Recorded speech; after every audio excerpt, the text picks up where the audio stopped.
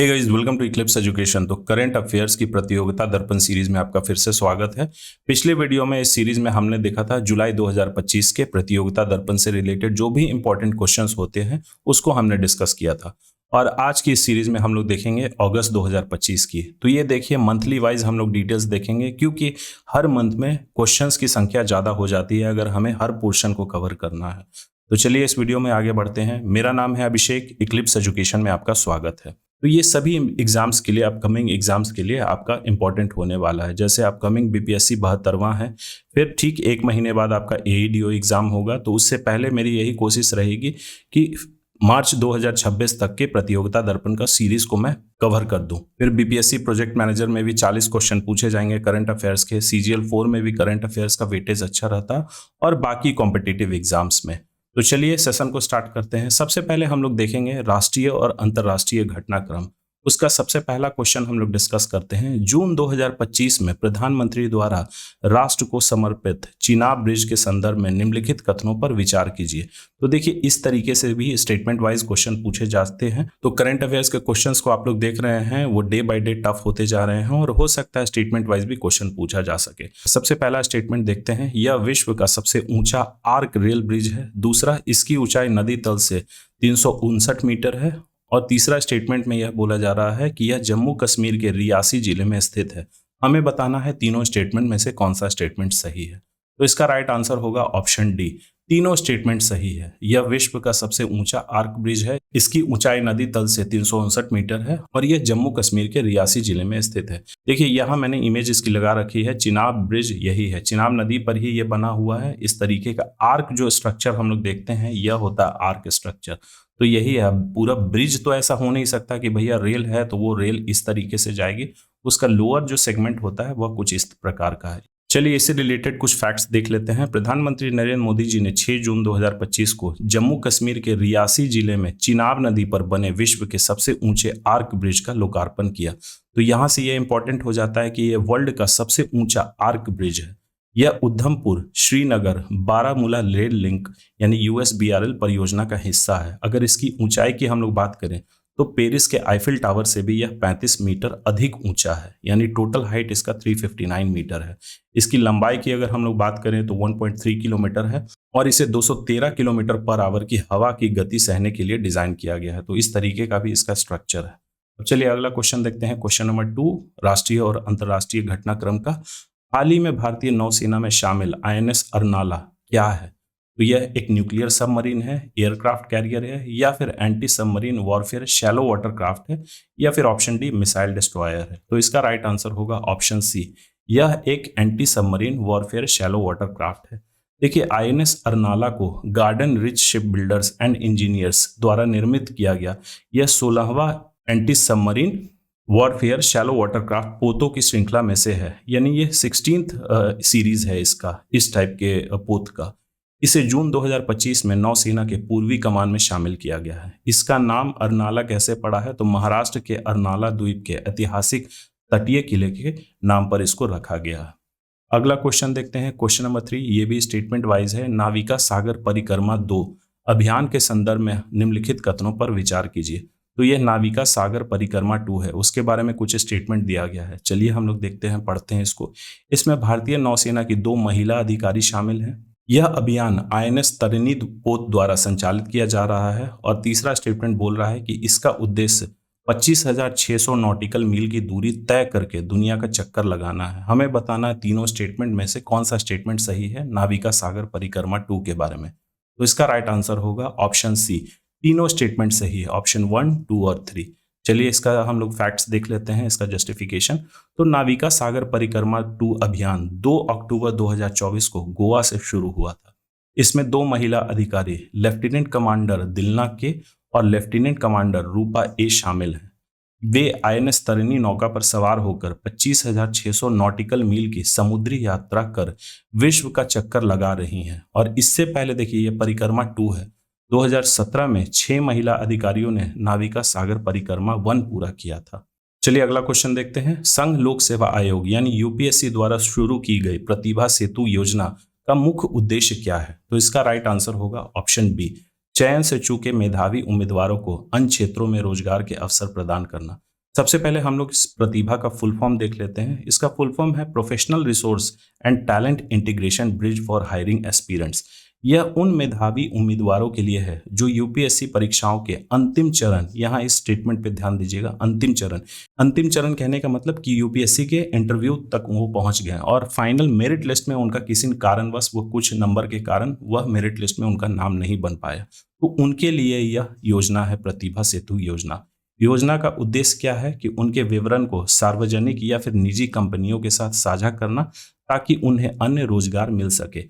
देखिए, जब आप यूपीएससी जैसे एग्जाम की तैयारी करते हैं और पीटी ही आपका निकल जाता है, तो वो एक अलग मोटिवेशन है, एक अलग उम्मीद जाग जाता है कि प्रीलिम्स एग्जाम मेरा हो गया है, निकल गया है, उसके बाद हम लोग फिर मेंस में लगते हैं, तो वो उम्मीदें और बढ़ जाती हैं। और जब आपका मेंस भी निकल जाता है यूपीएससी का, तब उम्मीद इतना ज़्यादा बढ़ जाता है कि लगता है कि बस अब एक ही स्टेप क्रॉस करना है और हम लोग क्या करिए, अब जो है हमारा नौकरी हो ही जाएगा।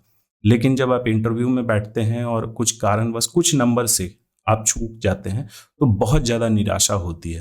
तो वैसे मतलब साइकोलॉजिकल बैरियर को दूर करने के लिए सरकार ने क्या किया कि उनके डिटेल्स को ये देखा कि पहले से ही हम, अगर आप चूक जाते हैं तो हम आपके लिए इस तरीके का फैसिलिटी पहले से ही हम लोग प्रदान करते हैं इस स्कीम के तहत। चलिए अगला क्वेश्चन देखते हैं। इसरो ने अपने लघु उपग्रह प्रक्षेपण यान यानी एसएसएलवी की टेक्नोलॉजी को किस संस्था को हस्तांतरित करने का निर्णय लिया है? तो इसका राइट आंसर होगा option B, Hindustan aeronautics limited. ISRO ने अपनी लघु उपग्रह प्रक्षेपण यान एसएसएलवी यानी कि small satellite launch vehicle technology जो है, उसको हिंदुस्तान एरोनॉटिक्स लिमिटेड को 511 करोड़ की बोली के माध्यम से ट्रांसफर करने का निर्णय लिया है। अब ये एसएसएलवी होता क्या है? तो जैसा नाम से स्पष्ट है, स्मॉल सैटेलाइट लॉन्च व्हीकल। इसका यूज 500 केजी तक के उपग्रहों को पृथ्वी की निचली कक्षा एलईओ यानी कि लोअर अर्थ ऑर्बिट में स्थापित करने के लिए किया जाता है। अब से इसका निर्माण और मार्केटिंग एचएएल करेगा, यानी कि हिंदुस्तान एरोनॉटिक्स लिमिटेड ही। इससे पहले इसरो करता था, लेकिन उसने इस टेक्नोलॉजी को 511 करोड़ में एचएएल को दे दिया, यानी हिंदुस्तान एरोनॉटिक्स लिमिटेड को दे दिया।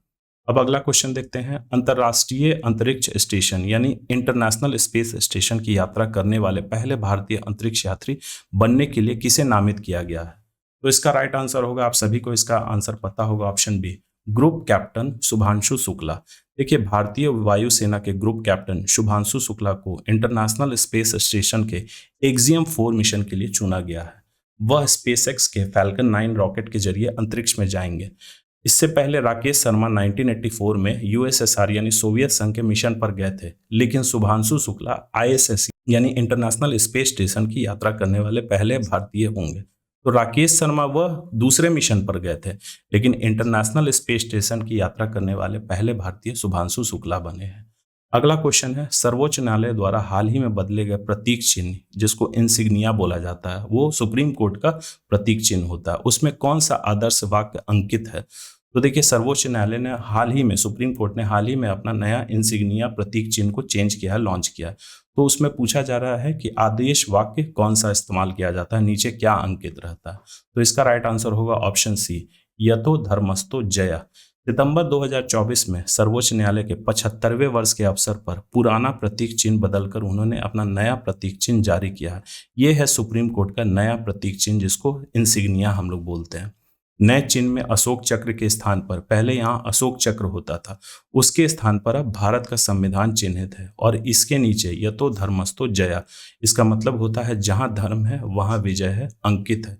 तो देखिए, यहाँ पहले अशोक चक्र होता था, लेकिन अब क्या है, संविधान है। और यह जो है वाक्य, ये पहले भी था, आदर्श वाक्य पहले भी अंकित था पुराने वाले प्रतीक चिन्ह में भी। अगला क्वेश्चन है question number 8, QS world university ranking 2026 में किस भारतीय संस्थान ने देश में शीर्ष स्थान प्राप्त किया है?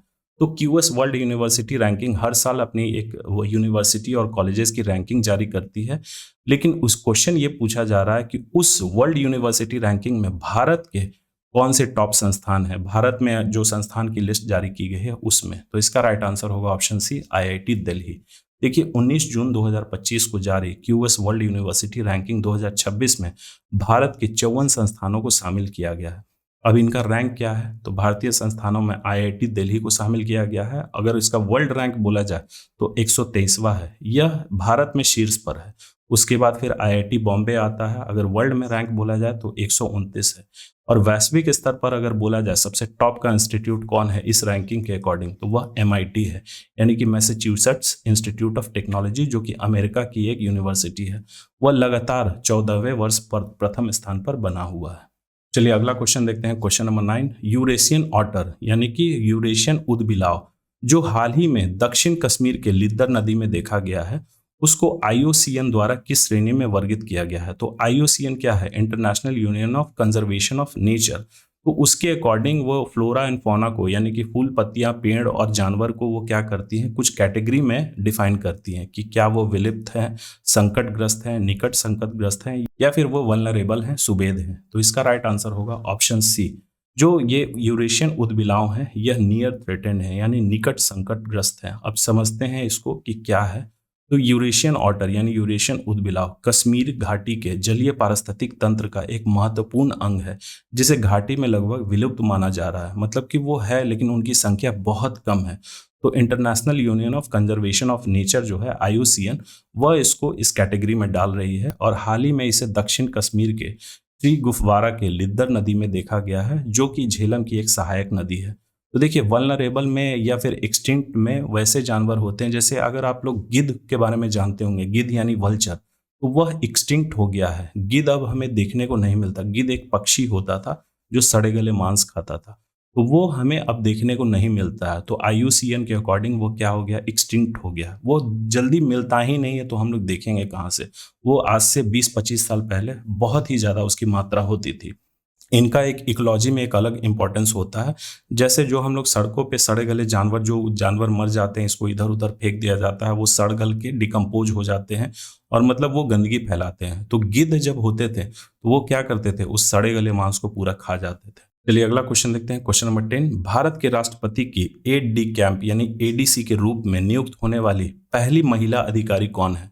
तो देखिए ये सवाल इसलिए इंपॉर्टेंट हो जाता है क्योंकि वो इस पद पर नियुक्त होने वाले पहली महिला अधिकारी हैं, तो इसीलिए इंपॉर्टेंट हो जाता है। इसका राइट आंसर होगा ऑप्शन बी, लेफ्टिनेंट कमांडर यशस्वी सोलंकी। वह इस पद पर नियुक्त होने वाली पहली महिला अधिकारी हैं। राष्ट्रपति के पास 5 ADC होते हैं, 3 थल सेना से और 1 नौसेना से, 1 वायुसेना से। और अब तक इस पद पर केवल पुरुष अधिकारी ही नियुक्त होते रहे हैं, लेकिन लेफ्टिनेंट कमांडर यशस्वी सोलंकी पहली ऐसी अधिकारी हैं जो कि एक महिला है और वह इस पद पर नियुक्त हुई हैं।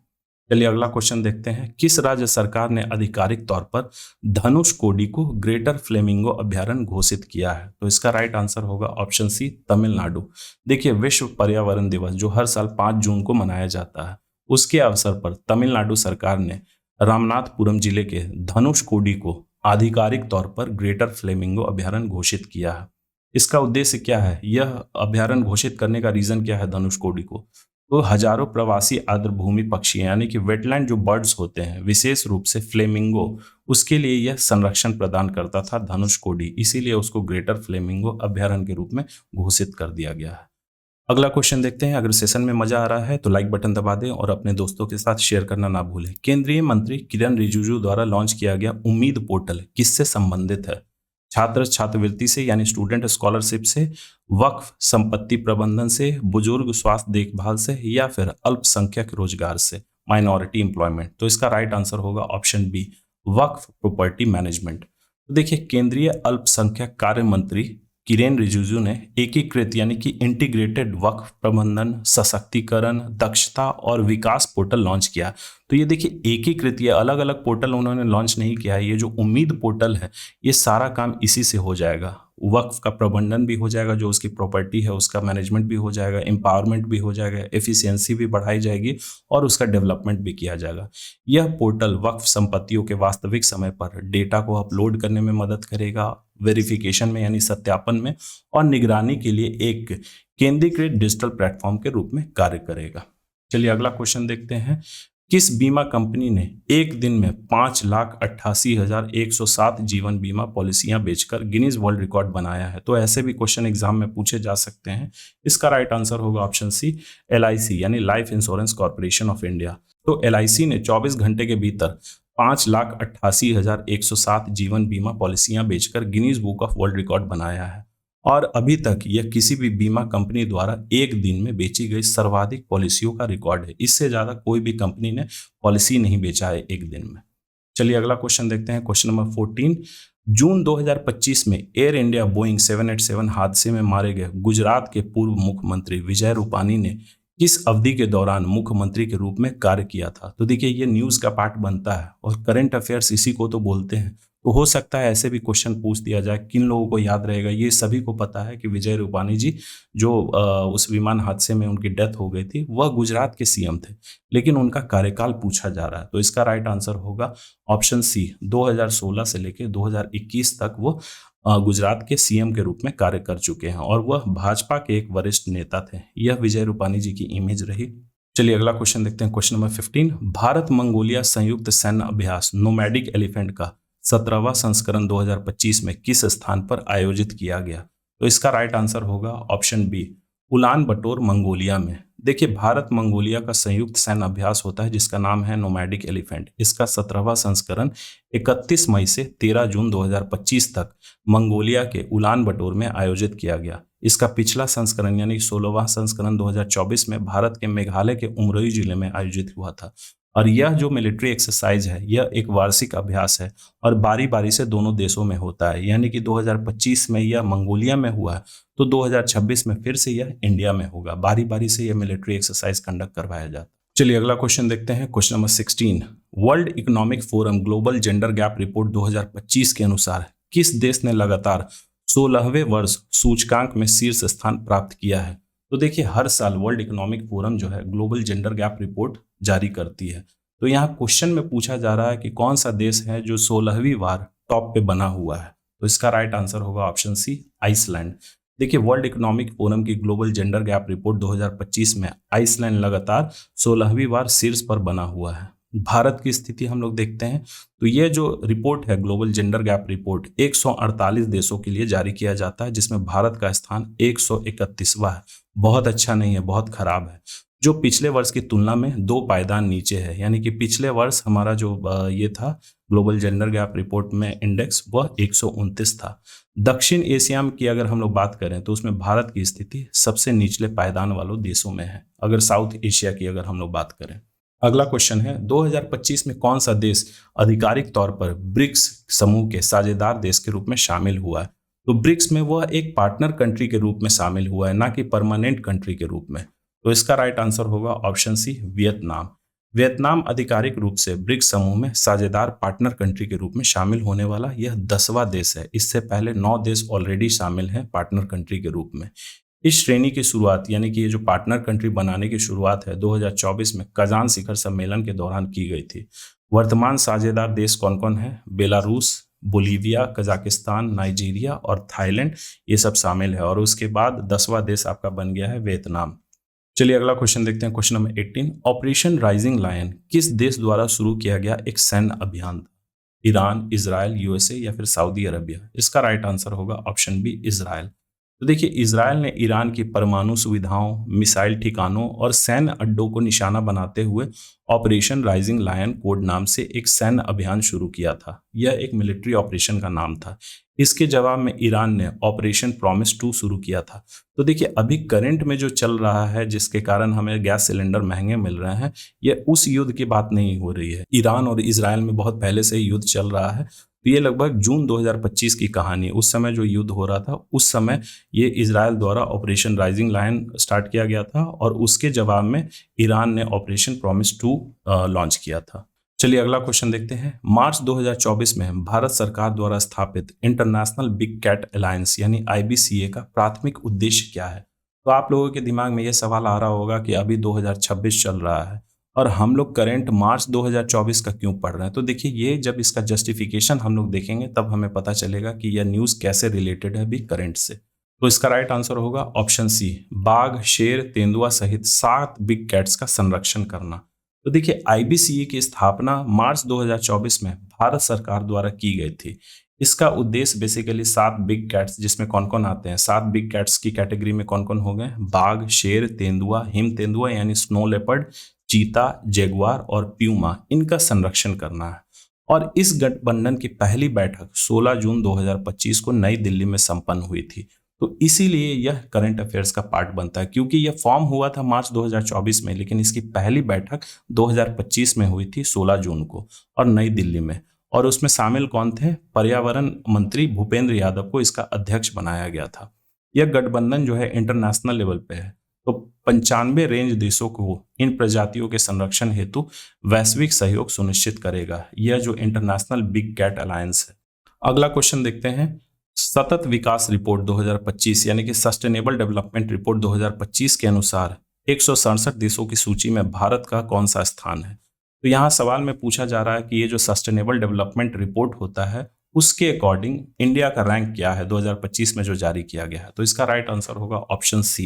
ये देखिए इंपॉर्टेंट इसलिए होता है क्योंकि पहली बार इस रिपोर्ट में भारत ने 100 के नीचे का स्कोर किया है, मतलब वो रैंक जो आया है 100 के नीचे पहली बार आया है। तो सतत विकास रिपोर्ट 2025 में भारत को 99वां स्थान मिला है और पिछली बार भारत का क्या रैंक था यानी 2024 में, तो 109 रैंक था। भारत का अगर स्कोर की अगर हम लोग बात करें तो 66.95 है और फिनलैंड इस पे प्रथम स्थान पर बना हुआ है। अगर हम लोग भारत के पड़ोसी देशों की बात करें तो भूटान 74th रैंक पे है, नेपाल 85th और श्रीलंका 93rd रैंक पे है, जो भारत से बेहतर स्थिति पे है। और भारत से खराब स्थिति पे कौन है? पाकिस्तान, जो 140 रैंक पे है 167 कंट्रीज में, और बांग्लादेश की बात करें तो 114 रैंक पे है। और सबसे लास्ट पोजीशन पे कौन है? टॉप पे तो फिनलैंड है और इस रैंक में सबसे लास्ट पे है दक्षिण सूडान यानी साउथ सूडान। चलिए अगला क्वेश्चन देखते हैं, क्वेश्चन नंबर 21। जून 2025 में आयोजित 51th G7 शिखर सम्मेलन का मेजबान शहर कौन सा था? तो ये जो 2025 में G7 शिखर सम्मेलन हुआ है, यहाँ पूछा जा रहा है कि किस शहर में वो आयोजित किया गया था। तो इसका राइट आंसर होगा कनानस्किस, अल्बर्टा में। अब इसके बारे में हम लोग G7 के बारे में थोड़ा सा डिटेल्स देख लेते हैं, क्योंकि इस मीटिंग से रिलेटेड ये जो कॉन्फ्रेंस होता है G7, इसके बारे में थोड़ा सा डिटेल्स हमें जानना जरूरी है। तो 51वां G7 शिखर सम्मेलन कनाडा के अल्बर्टा प्रांत में कैलगरी के निकट कनानास्किस में आयोजित किया गया था। तो इसकी मेजबानी कनाडा के प्रधानमंत्री मार्क कार्नी ने की थी और भारत, हमेशा याद रखिएगा, इस ग्रुप ऑफ 7 यानी G7 का हिस्सा नहीं है, ये इसका मेंबर कंट्री नहीं है, बल्कि हमेशा इसमें पार्टिसिपेट करता है तो एक ऑब्जर्वर कंट्री के रूप में।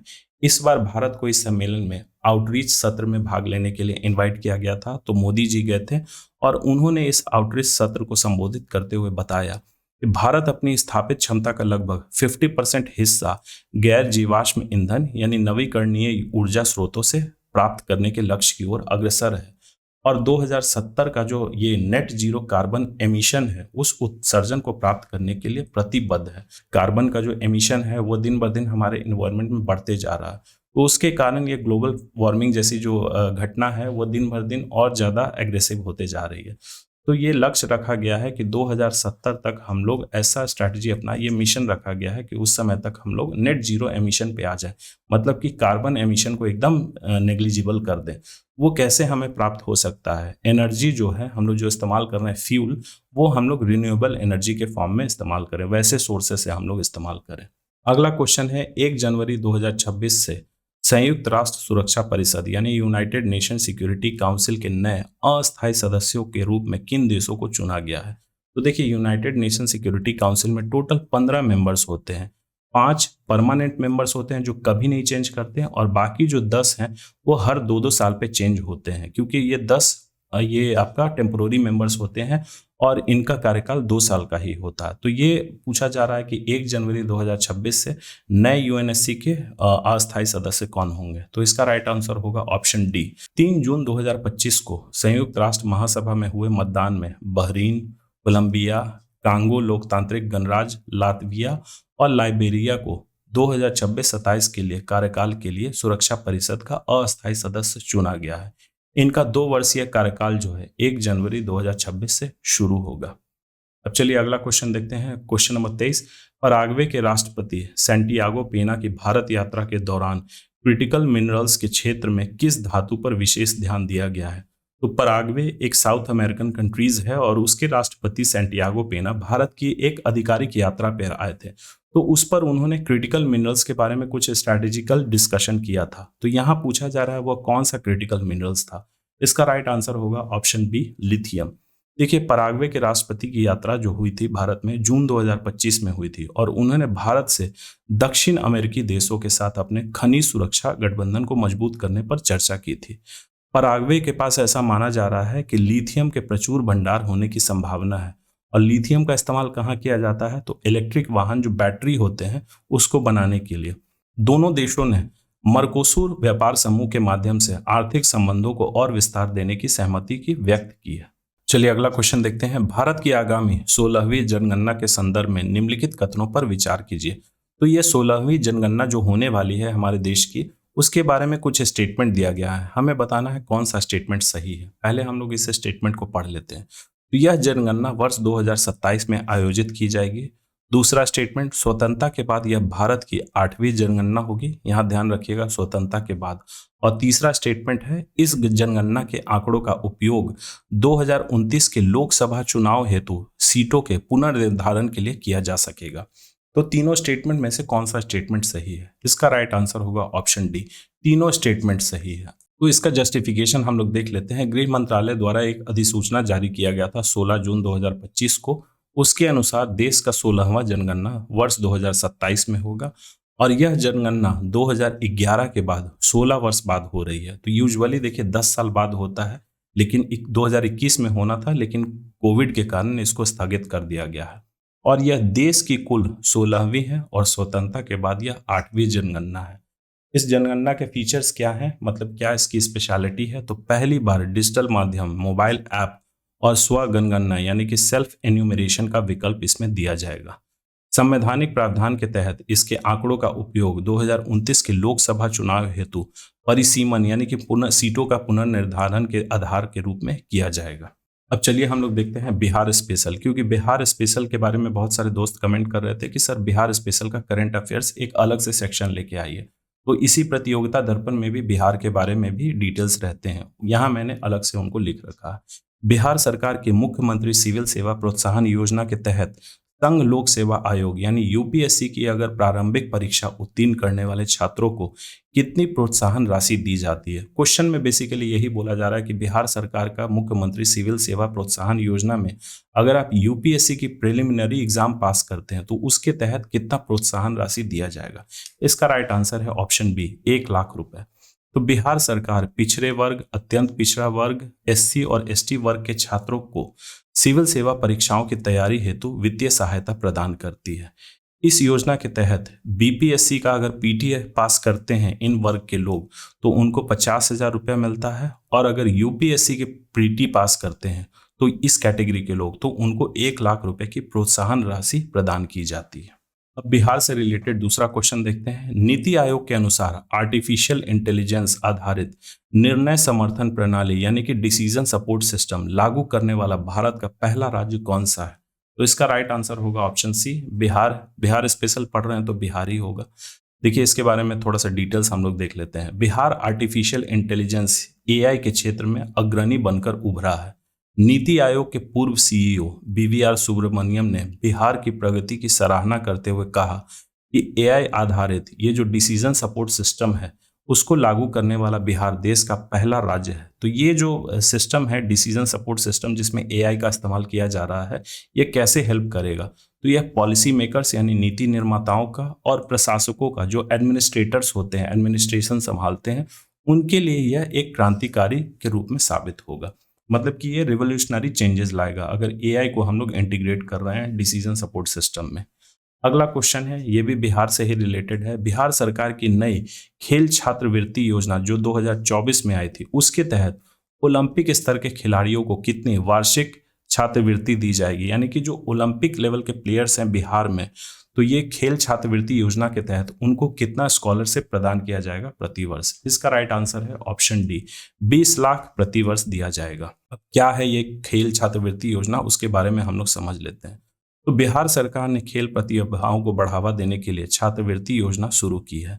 इसके तहत देखिए ये 3 लेवल में बटा हुआ है। जो स्टेट या फिर डिस्ट्रिक्ट लेवल के प्लेयर हैं तो वैसे 500 प्लेयर्स को 3 लाख रुपया दिया जाएगा। जो नेशनल या फिर इंटरनेशनल लेवल के प्लेयर हैं उन वैसे 200 प्लेयर्स को 5 लाख रुपया दिया जाएगा स्कॉलरशिप के तौर पे, और जो ओलंपिक लेवल के प्लेयर हैं वैसे 25 सिलेक्टिव प्लेयर्स को 20 लाख रुपए प्रति वर्ष की छात्रवृत्ति दी जाएगी, स्कॉलरशिप दी जाएगी। चलिए, यहाँ कंप्लीट हो गया बिहार। अब हम लोग देखते हैं अवार्ड्स एंड ऑनर्स। इससे भी बहुत सारे क्वेश्चंस बनते हैं करंट अफेयर्स में। तो चलिए अवार्ड्स एंड ऑनर्स का पहला क्वेश्चन देखते हैं। फ्लोरेंस नाइटिंगेल पुरस्कार 2025 के संबंध में कितने नर्सिंग पेशेवरों को राष्ट्रपति द्रौपदी मुर्मू द्वारा सम्मानित किया गया है? तो क्वेश्चन बेसिकली पूछ रहा है, ये जो फ्लोरेंस नाइटिंगेल अवार्ड 2025 है, जो प्रेसिडेंट ऑफ इंडिया द्वारा प्रदान किया जाता है, 2025 में कितने ऐसे प्रोफेशनल्स थे, नर्सिंग प्रोफेशनल, जिनको यह अवार्ड से नवाजा गया है? तो इसका राइट आंसर होगा ऑप्शन बी, 15। राष्ट्रपति द्रौपदी मुर्मू ने 30 मई 2025 को राष्ट्रपति भवन में आयोजित एक समारोह में 15 चुनिंदा नर्सिंग पेशेवरों को राष्ट्रीय फ्लोरेंस नाइटिंगेल पुरस्कार 2025 प्रदान किए। अब इस अवार्ड में क्या क्या मिलता है? तो एक पदक मिलता है, प्रशस्ति पत्र और 1 लाख की राशि दी जाती है यह अवार्ड में। ये बेसिकली नर्सिंग जो प्रोफेशनल्स होते हैं, जैसे एएनएम हो गए, जीएनएम हो गए, जो नर्स के काम करते हैं, पैरामेडिकल स्टाफ होते हैं, उन्हीं को ये अवार्ड से नवाजा जाता है। अगला क्वेश्चन है क्वेश्चन नंबर 29। हैदराबाद में आयोजित 72वीं मिस वर्ल्ड प्रतियोगिता 2025 का खिताब किसने जीता है? तो ये देखिए, अवार्ड इसलिए इंपॉर्टेंट हो जाता है क्योंकि ये मिस वर्ल्ड कंपटीशन इंडिया में आयोजित किया गया है हैदराबाद में, तो ये इसीलिए इंपॉर्टेंट हो जाता है। इसका राइट आंसर होगा ऑप्शन ए, गोपाल सुचाता चुआंगश्री, जो थाईलैंड से बिलोंग करती है। तो 72वां मिस वर्ल्ड टाइटल इन्होंने अपने नाम किया है। और फर्स्ट रनर अप कौन रहे हैं? तो इथियोपिया के हैसेट दरेजे एडमासू, ये फर्स्ट रनर अप रहे हैं। भारत की ओर से किन्होंने इस कंपटीशन में प्रतिनिधित्व किया है? तो नंदिनी गुप्ता ने। और इससे पहले यानी कि 71वां मिस वर्ल्ड 2024 के विजेता कौन रहे हैं? वही ताजपोशी करवाते हैं करंट विनर को, तो उनका नाम है क्रिस्टीना पिचकोवा, जो कि चेक गणराज्य से बिलोंग करती थी।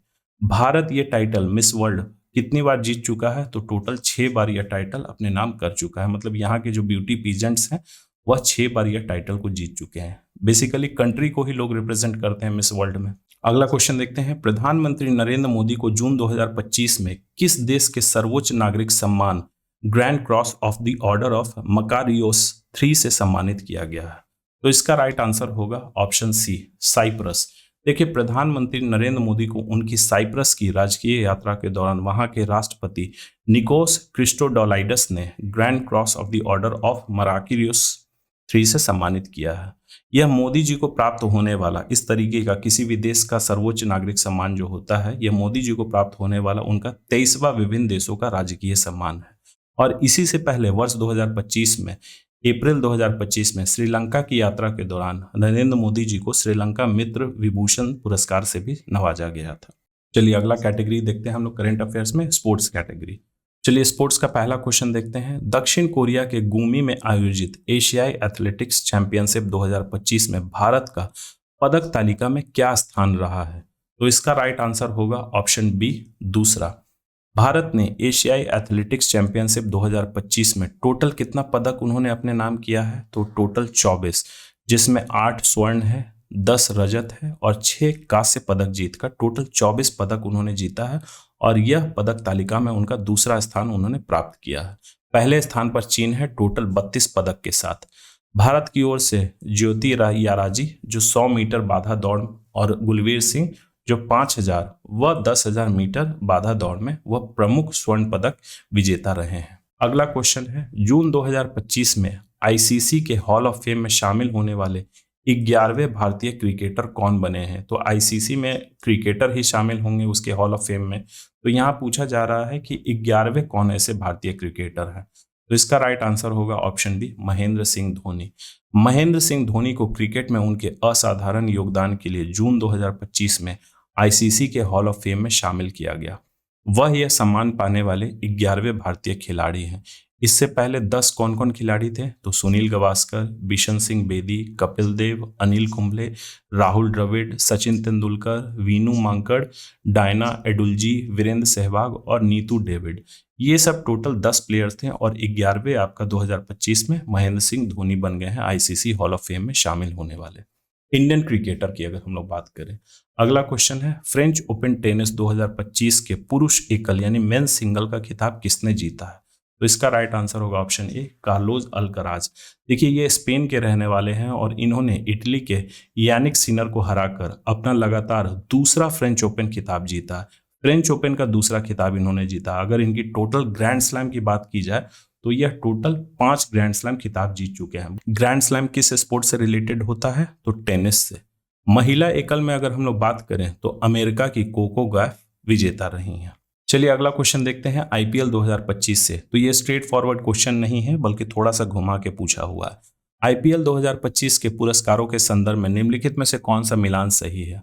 ऑरेंज कैप जो सबसे ज्यादा रन बनाने वाले प्लेयर को मिलता है, तो ऑरेंज कैप साई सुदर्शन को मिला है, या फिर पर्पल कैप जो सबसे ज्यादा विकेट लेने वाले प्लेयर को मिलता है, तो क्या यह प्रसिद्ध कृष्णा को मिला है? Player of the season Surya Kumar Yadav रहे हैं, या फिर तीनों के तीनों स्टेटमेंट सही है? तो इसका राइट आंसर होगा ऑप्शन डी, तीनों के तीनों स्टेटमेंट सही है। आईपीएल 2025 के विजेता कौन रहे वो सभी को पता है। अगर नहीं पता है तो आप लोग कमेंट करके बताइएगा पता करके। आईपीएल 2025 में गुजरात टाइटंस के साई सुदर्शन ने 759 रन बनाकर ऑरेंज कैप जीता। फिर गुजरात टाइटंस के ही प्रसिद्ध कृष्णा ने 25 विकेट लेकर पर्पल कैप प्राप्त की। मुंबई इंडियंस के सूर्य कुमार यादव को most valuable player of the season चुना गया। एक फैक्ट यहां से एडिशनल मैंने ऐड कर रखा है, हो सकता है ये भी क्वेश्चन पूछा जाए। राजस्थान रॉयल्स के 14 वर्षीय वैभव सूर्यवंशी आईपीएल खेलने वाले सबसे युवा खिलाड़ी बने हैं, तो हो सकता है इस फैक्ट से भी एग्जाम में क्वेश्चन बने। अगला क्वेश्चन है नॉर्वे शतरंज 2025 के 13वें संस्करण का खिताब किसने जीता है? तो इसका आंसर सभी को पता होगा। इसका राइट आंसर है ऑप्शन बी, मैग्नस कार्लसन। ये नॉर्वे के रहने वाले हैं मैग्नस कार्लसन, और इन्होंने 7वीं बार नॉर्वे शतरंज टूर्नामेंट का खिताब जीता है। भारत के डी गुकेश इस प्रतियोगिता में तीसरे स्थान पर बने रहे हैं। अगर महिला वर्ग की बात करें तो यूक्रेन की अन्ना मुजीचुक शीर्ष स्थान पर रही हैं, और भारत की ओर से कोनेरू हम्पी तीसरे स्थान पर बनी रही हैं। चलिए अब आइए बुक्स एंड ऑथर से रिलेटेड कुछ क्वेश्चंस देख लेते हैं। तो पहला क्वेश्चन है, हाल ही में चर्चा में रही पुस्तक गुड गर्ल की लेखिका निम्नलिखित में से कौन है? तो इसका राइट आंसर होगा आर्या अबेर। देखिए इसके बारे में कोई एडिशनल फैक्ट मैं नहीं बता रहा हूँ, क्योंकि ऐसा कुछ ये एडिशनल फैक्ट इनके बारे में दिया नहीं गया है। बस ये याद रखिएगा, ये जून 2025 में ही पब्लिश हुई है गुड गर्ल, और उसके लेखक आर्या एबर है। अगला क्वेश्चन है, इसके बारे में थोड़ा सा डिटेल्स दिया गया है। The living legend Ramayana tales from and near नामक पुस्तक के लेखक या फिर लेखिका कौन है? द लिविंग लेजेंड के, तो इसका राइट आंसर होगा ऑप्शन सी, वाइडू नायडू। देखिए इनके द्वारा ये जो पुस्तक है लिविंग लेजेंड लिखा गया है, ये हाल ही में प्रकाशित हुई है। ये पुस्तक की विशेषता क्या है? तो ये रामायण के विभिन्न पहलुओं और उससे जुड़ी कहानियों को एक नए दृष्टिकोण से प्रस्तुत करती है। यह book Ramayana tales the living legend.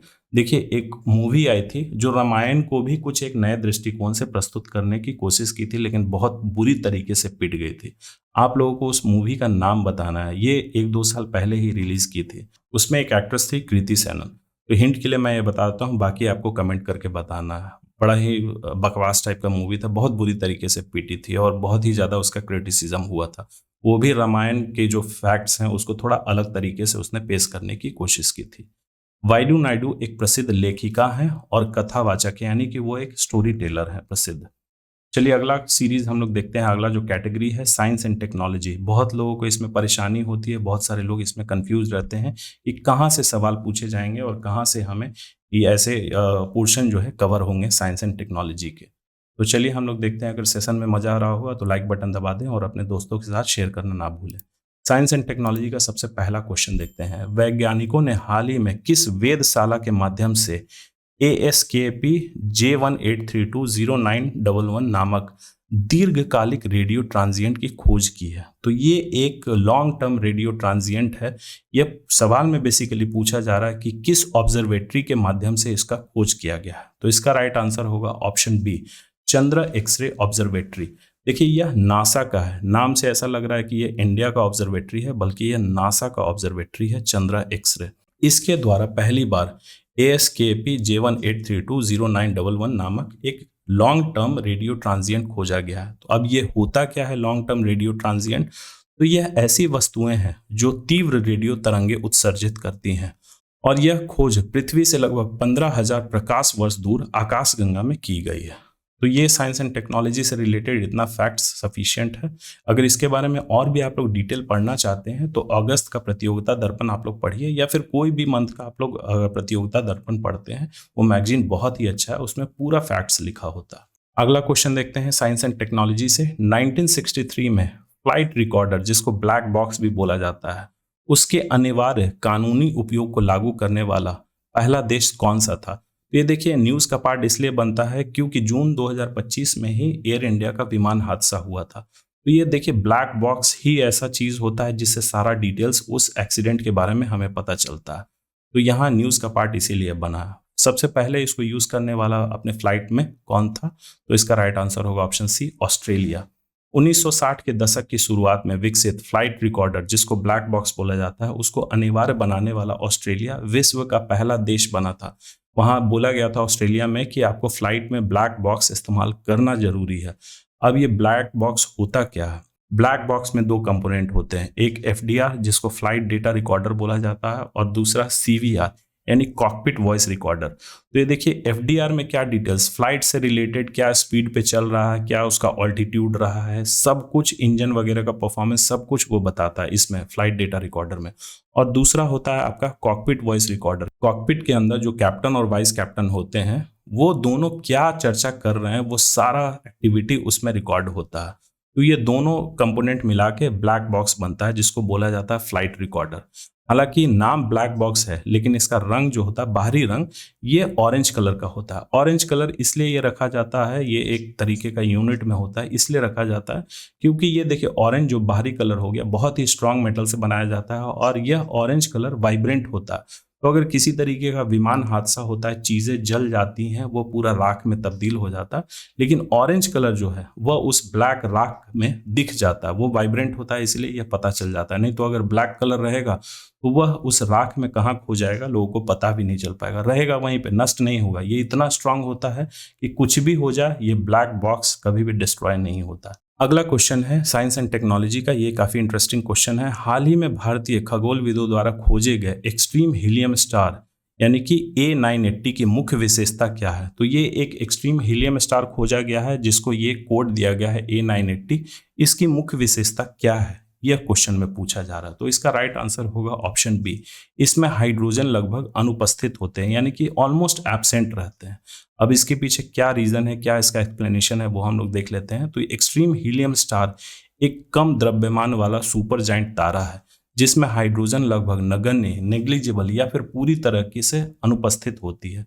जबकि सामान्य तारों की अगर हम लोग बात करें तो उसमें हाइड्रोजन की प्रधानता होती है। नॉर्मल जो स्टार्स होते हैं उसमें हाइड्रोजन बहुत ज्यादा होती है। हाल ही में भारतीय खगोलविदों ने A980 नामक से ऐसे ही दुर्लभ तारे की खोज की है, और ब्रह्मांड में अब तक टोटल 21 ऐसे तारे खोजे गए हैं। चलिए इस सीरीज का लास्ट क्वेश्चन देखते हैं। भारत सरकार की भारत जेन पहल का मुख्य उद्देश्य क्या है? तो ये एक तरीके का इनिशिएटिव है गवर्नमेंट ऑफ इंडिया द्वारा, भारत जेन। यहाँ पूछा जा रहा है उसका मेन ऑब्जेक्टिव क्या है? तो इसका राइट आंसर होगा ऑप्शन बी, भारतीय भाषाओं पर केंद्रित AI मॉडल विकसित करना। अब भारत जेन भारत की पहली सरकारी नेतृत्व वाली जनरेटिव AI पहल है। इसका उद्देश्य भारत की विविध भाषाएं, जो इंडिया में अलग अलग लैंग्वेज बोले जाते हैं, डाइवर्स लैंग्वेज, जैसे तेलुगु हो गया, तमिल हो गया, हिंदी, मराठी, गुजराती, ये सब, तो अलग अलग विविध भाषाएं और सांस्कृतिक आवश्यकताओं को ध्यान में रखते हुए लार्ज लैंग्वेज मॉडल LLM विकसित करना है। इसे विज्ञान एवं प्रौद्योगिकी विभाग यानी कि department of science and technology के national mission on interdisciplinary cyber physical system, जिसका शॉर्ट फॉर्म है NMICPS, हो सकता है ये भी पूछा जाए कि इसका जो आपका भारत जेन खोजा गया है उसमें ये वर्ड, इसका फुल फॉर्म क्या होता है? तो इसका फुल फॉर्म होगा national mission on interdisciplinary cyber physical system के तहत समर्थित किया जा रहा है इसको। तो चलिए यहाँ कंप्लीट हो गया हमारा अगस्त 2025 का प्रतियोगिता दर्पण से रिलेटेड मोस्ट इंपॉर्टेंट क्वेश्चंस, जो कि किसी ना किसी एग्जाम में इसका पार्ट बन सकते, किसी एग्जाम के पार्ट बन सकते हैं। अब बहुत ही जल्दी मिलते हैं हम लोग अगला सीरीज यानी कि सितंबर 2025 के प्रतियोगिता दर्पण के साथ। तो thank you for watching, please subscribe, share और लाइक करना ना भूलें।